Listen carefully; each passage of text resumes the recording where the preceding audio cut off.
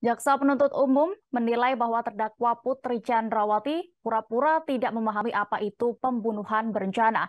Adapun pernyataan tersebut disampaikan jaksa dalam sidang lanjutan terdakwa Putri Chandrawati dalam agenda menjawab pledoi terdakwa di Pengadilan Negeri Jakarta Selatan yang dilaksanakan hari ini Senin 31 Januari 2023.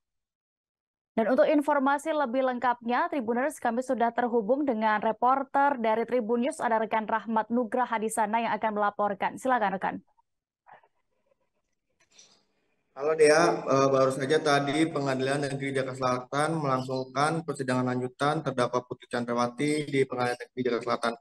Adapun agenda tadi di persidangan lanjutan bahwa jaksa penuntut umum menanggapi ataupun replik dari pledoi terdakwa Putri Chandrawati. Adapun tadi dalam persidangan dikatakan jaksa bahwa Putri Chandrawati pura-pura tidak memahami apa itu pembunuhan berencana. Penuntut umum mengatakan bahwa hanya berdasarkan fakta hukum yang menunjukkan terdakwa Putri Chandrawati adalah salah satu pelaku pembunuhan berencana.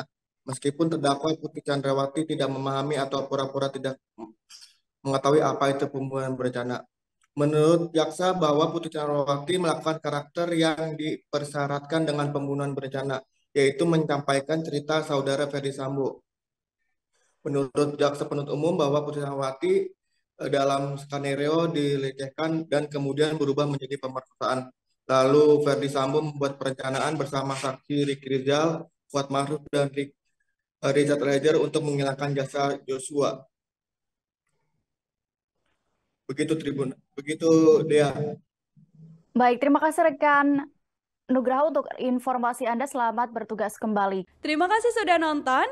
Jangan lupa like, subscribe, dan share ya.